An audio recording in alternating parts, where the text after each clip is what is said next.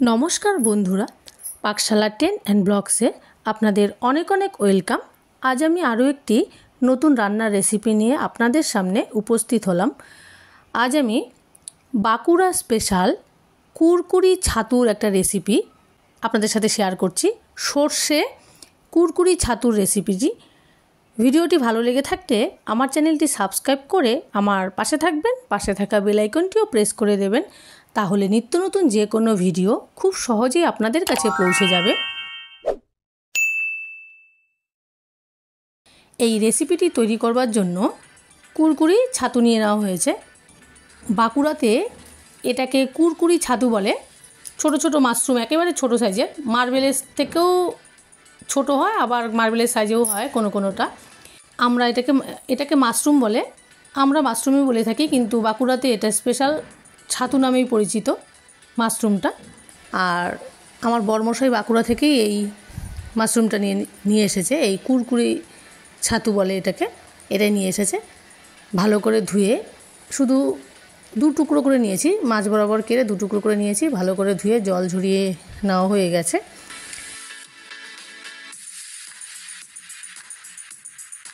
আর পরিমাণ মতো সর্ষে নিয়ে নিয়েছি, মিক্সার গ্রাইন্ডারে দিয়ে দিয়েছি সর্ষে, দুটো কাঁচা লঙ্কা আর স্বাদ অনুযায়ী নুন দিয়ে দিলাম। তারপর পেস্ট করে নিলাম। নুন আর লঙ্কা দিয়ে বেটে রাখলে সর্ষে তেতো হয় না। এবারে গ্যাসের মধ্যে কড়া চাপিয়ে পরিমাণ মতো সর্ষের তেল অ্যাড করে দিয়েছি।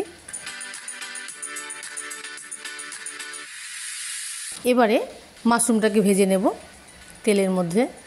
সর্ষের তেলে ভালো করে ভেজে নেব, যাতে ভাজার মধ্যেই মোটামুটি সেদ্ধ হয়ে যায়।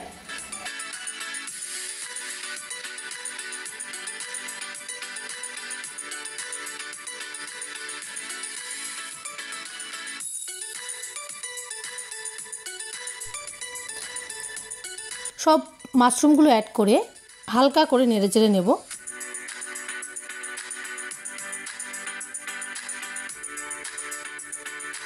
এবার ওর মধ্যে হলুদ গুঁড়ো অ্যাড করে দিলাম।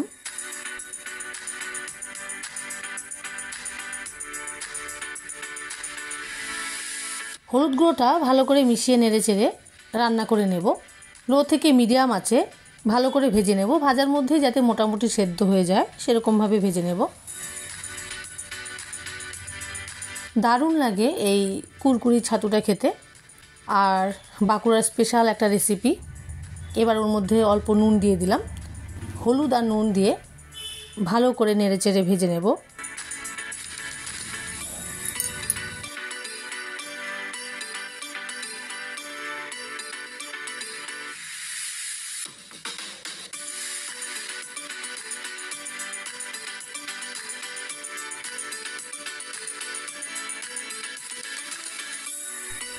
এবারে মাশরুমগুলো ভাজা হয়ে গেছে, আমি ঠিক এরকম করে ভেজে নিয়েছি।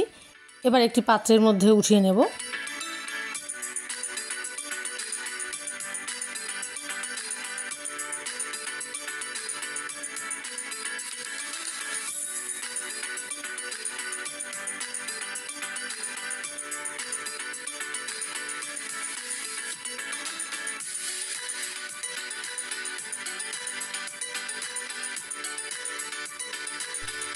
মাশরুম ভাজা হয়ে গেছে। এবার ওই তেলের মধ্যেই আলু ভেজে নেব। মাশরুমটা যেভাবে কাটা হয়েছে ঠিক সেরকম সাইজ করেই আলুটাও কেটে নেওয়া হয়েছে।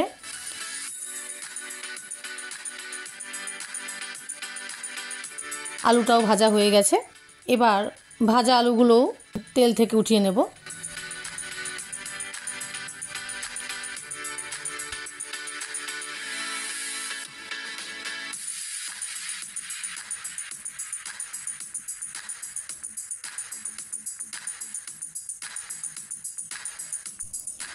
আলু ভাজা হয়ে গেছে। এবার ওই তেলের মধ্যেই গোটা জিরে ফোড়ন দিয়ে দিলাম,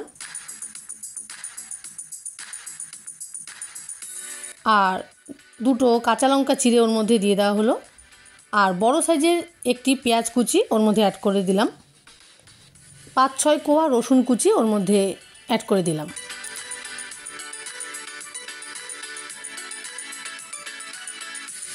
মিডিয়াম আছে গোটা জিরে, কাঁচা লঙ্কা, পেঁয়াজ, রসুনটা ভালো করে ভেজে নেব।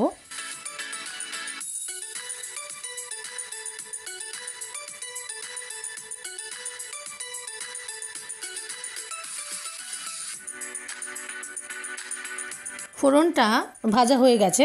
ঠিক এরকম করে ভেজে নেবার পর ভেজে রাখা আলু আর মাশরুমটা অ্যাড করে দিলাম। মিডিয়াম আঁচে অনবরত নেড়েচেড়ে ভালো করে মিশিয়ে নেব ফোড়নের সাথে। এবার ওর মধ্যে লাল লঙ্কার গুঁড়ো অ্যাড করে দিলাম। ছোট টেবিল চামচের হাফ টেবিল চামচের মতো লঙ্কার গুঁড়ো অ্যাড করেছি। লঙ্কার গুঁড়োটা কিন্তু আপনারা আপনাদের টেস্ট অনুযায়ী ব্যবহার করবেন। আর এই রেসিপিটি একটু ঝাল ঝাল খেতে ভালো লাগে। লঙ্কার গুঁড়োটা ভালো করে মিশিয়ে নেওয়া হলো। এবার সর্ষে বাটাটা অ্যাড করে দিলাম। আমি কালো সর্ষেটা ব্যবহার করেছি, আপনারা চাইলে সাদা সর্ষে দিয়েও করতে পারেন।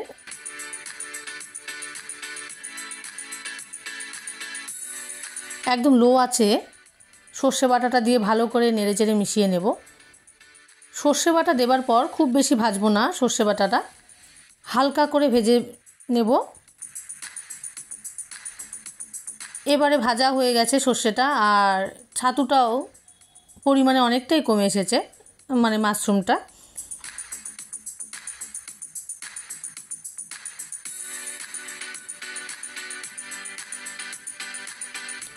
এবার ওর মধ্যে অল্প জল অ্যাড করলাম। সর্ষে বাটার পাত্রটা দিয়ে অল্প জল দিয়ে ভালো করে নেড়েচেড়ে নেব। ভালো করে মেশানো হয়ে গেছে।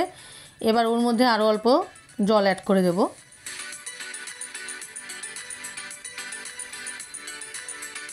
ভালো করে নেড়েচেড়ে নিলাম আর কিছুটা জল দিয়ে।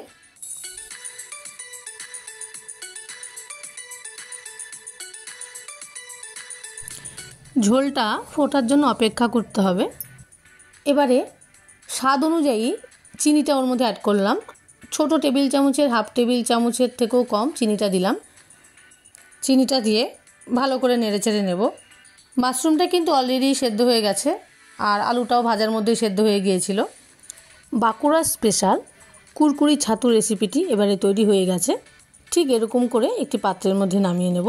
এরকম গা মাখা করে একটি পাত্রের মধ্যে নামিয়ে নিলাম। আমি ফার্স্ট টাইম খেলাম কুরকুরি ছাতুর রেসিপিটি সর্ষে বাটা দিয়ে, আর গরম ভাতে খেয়েছিলাম, দারুণ লেগেছিল।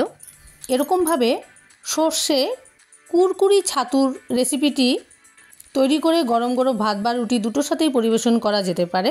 আমার আজকের এই রেসিপিটি যদি আপনাদের ভালো লেগে থাকে, লাইক শেয়ার কমেন্ট করবেন, আর আমার চ্যানেলটি সাবস্ক্রাইব করে আমার পাশে থাকবেন। ধন্যবাদ। আজকের মতো এখানেই বিদায় নিচ্ছি। আবারও আসবো অন্য কোনো নতুন ভিডিও নিয়ে। আপনারা ভালো থাকবেন, সুস্থ থাকবেন, আর আমার পাশে থাকবেন।